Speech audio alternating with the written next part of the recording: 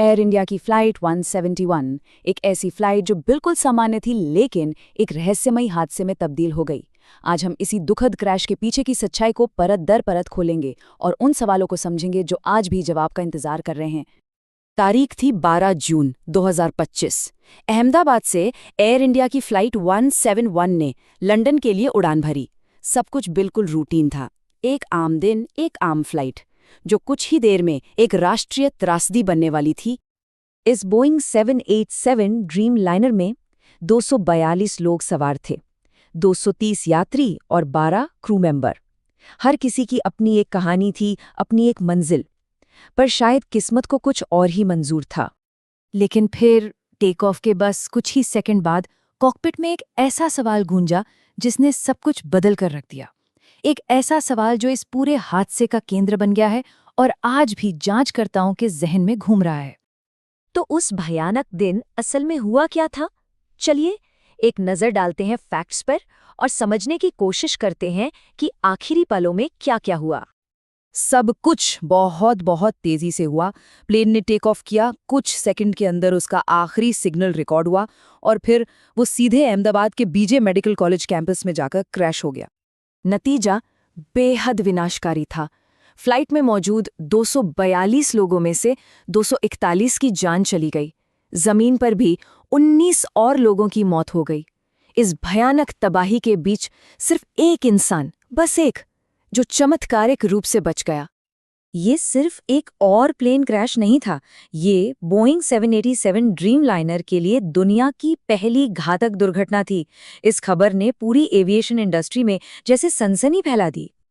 तो अब आते हैं उस सबसे बड़े सवाल पर, उस सबसे बड़े रहस्य पर, जिसकी तरफ शुरुआती जांच इशारा कर रही है। आखिर टेक ऑफ के फौरन बाद प्लेन की सारी शक्ति खत्म कैसे हो गई? इस रहस्य की चाबी छिपी है फ्यूल कंट्रोल स्विच में। इसे ऐसे समझिए जैसे ये घर का कोई लाइट स्विच हो। रन मतलब इंजन को फ्यूल मिल रहा है और कट ऑफ का मतलब है फ्यूल सप्लाई बंद। बिल्कुल सिंपल है ना? पर जांचकर्ताओं को जो मिला वो लगभग नामुमकिन सा लगता है। पहले एक इंजन का फ्यूल स्विच रन से कट ऑफ पर चला गया और फिर ठीक 1 सेकंड के अंदर दूसरे इंजन का स्विच भी कट ऑफ पर चला गया। इसका सीधा सीधा मतलब ये था कि दोनों इंजनों की फ्यूल सप्लाई ठप हो गई। विमान ने टेक ऑफ के उस सबसे नाजुक पल में अपनी सारी की सारी पावर, सारा थ्रस्ट खो दिया। तो सवाल यही है कि ऐसा हुआ कैसे? आखिरी कुछ सेकंड्स में क्या हुआ था, ये समझने के लिए जांचकर्ता अब कॉकपिट से मिले सबूतों की कड़ियां जोड़ रहे हैं। और यहीं पर कॉकपिट वॉइस रिकॉर्डर से एक बहुत ही चौंकाने वाली बातचीत सामने आती है। एक पायलट पूछता है, आपने फ्यूल सप्लाई क्यों बंद की? दूसरा जवाब देता है, मैंने ऐसा नहीं किया। इस बातचीत ने तो उलझन और रहस्य को और भी गहरा कर दिया है। इस रहस्यमयी बातचीत के बाद जांचकर्ताओं के सामने अब 2 ही रास्ते बचते हैं।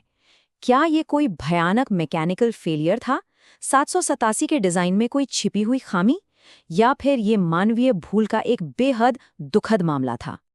और ये पहेली और भी उलझ जाती है। एक्सपर्ट्स का कहना है कि एक साथ दोनों इंजनों का फेल होना ये लगभग अनसुनी बात है। ऊपर से टेक ऑफ के बाद लैंडिंग गियर नीचे क्यों रह गया? और उस हादसे में अकेले बचने वाले शख्स की वो खौफनाक यादें, क्या वो कोई सुराग दे सकती हैं? देखिए, इस हादसे ने सिर्फ एक फ्लाइट पर नहीं बल्कि पूरे एविएशन सिस्टम पर ही गंभीर सवाल खड़े कर दिए हैं। चलिए देखते हैं कि इसका इंडस्ट्री पर क्या असर पड़ा। हादसे के तुरंत बाद रेगुलेटर्स तेजी से हरकत में आए। भारत के पूरे बोइंग 787 फ्लीट को फौरन जांच के लिए जमीन पर उतार दिया गया।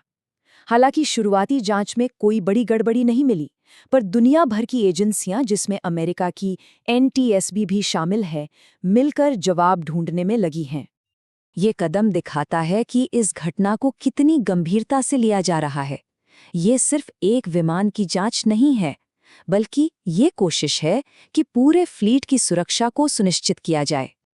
हालांकि शुरुआती रिपोर्ट ने हमें ये तो बता दिया है कि क्या हुआ, लेकिन अभी भी कई बड़े सवाल हैं जिनके जवाब मिलने बहुत जरूरी हैं। जांचकर्ताओं के सामने अब ये बड़े सवाल हैं। आखिर वो फ्यूल स्विच कट ऑफ पर गई ही क्यों? क्या कोई जरूरी सेफ्टी मैकेनिज्म फेल हो गया था? ब्लैक बॉक्स के डेटा से कौन से राज सामने आएंगे? और सबसे बड़ा सवाल, क्या हमें कभी पक्के तौर पर पता चल पाएगा कि गलती कहाँ हुई? तो हमें ये पता है कि क्या हुआ, दोनों इंजन बंद हो गए।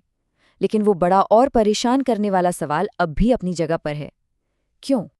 और यही सवाल इस पूरी जांच को इतना अहम बना देता है। इसका जवाब न सिर्फ इस हादसे के पीड़ितों को इंसाफ दिलाएगा, बल्कि ये दुनिया भर में सफर करने वाले करोड़ों लोगों की सुरक्षा भी तय करेगा।